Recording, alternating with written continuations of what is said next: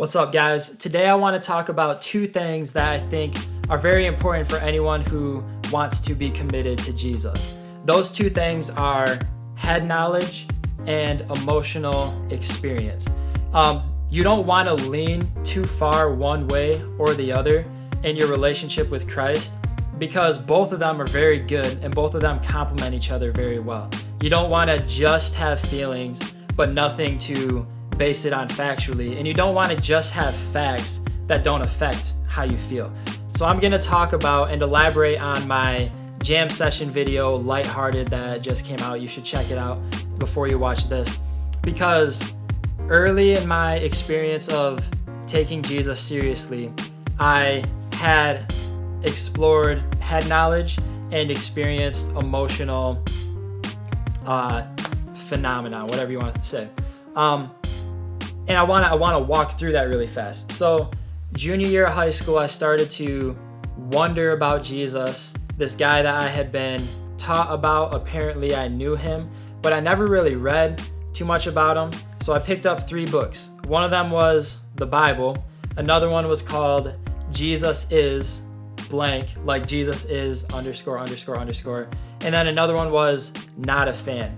At the time, those books really helped me in my understanding of who he was and rearranging who I thought he was, because some of the things I had previously known and what I came into my reading with had to change, had to be challenged. So I started to get this head knowledge, and I found out that Jesus was more radical than I ever thought he was. He took what he was doing very, very seriously, and he was not, if he was gonna be followed, he wasn't about to have any followers who were half-hearted. And so I started to get that head knowledge, and that started to change the way I saw the world and the way I saw God. Another thing that had to happen to me was I had to have emotional experiences where I experienced his grace. Jesus offers us forgiveness of our sins, and hopefully that sparks an emotional response in people. There are a couple ways that this happened for me through my mom. So if you listen to the Lighthearted song, you know that I reference my mom in that song, because there were 2 incidents in high school where she extended the grace of Christ to me, and it brought me to tears. One of them was when I smashed the back window on my van.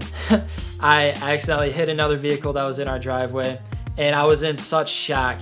Are you ever in such shock that you are waiting to see how other people respond before you respond?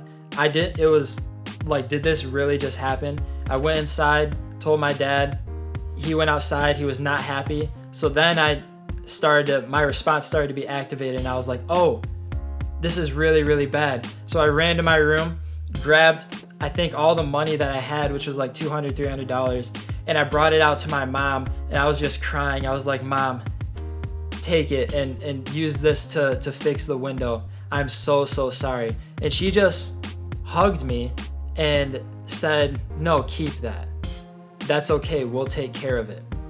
And going to my parent with money that was intended to be used to cover up the mistake that I made, and having her instead embrace me was like, whoa, this is something else. This is like a different kind of love.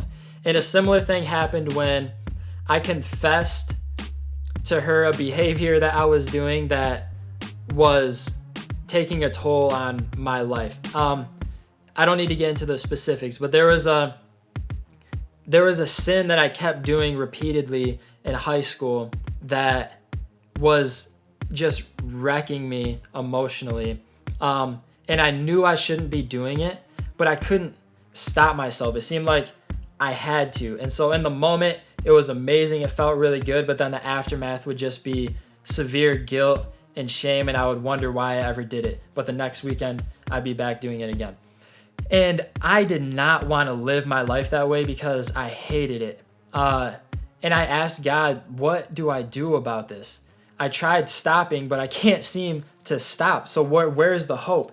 And I felt like he wanted me to tell my mom what I had been doing. And this is not the kind of thing that is cool to tell your mom about. But I trusted him because I didn't know what else I could do. So I walked into my mom's room, told her what I had been doing, and I just broke down and started crying. And again, she just embraced me because she was focused on me and not the mistakes. And that is the love that Christ has for us. And with those starting points, I was eventually able to amend the mistakes. Now, there were consequences to those sins, but they eventually the behaviors got to be overcome because of the place my mom was willing to start at, which was, Harrison, I love you. Oh my goodness. Changed my life. So my early days of walking with Jesus, I experienced head knowledge that completely changed the way I viewed him. And I also experienced his grace through my mom.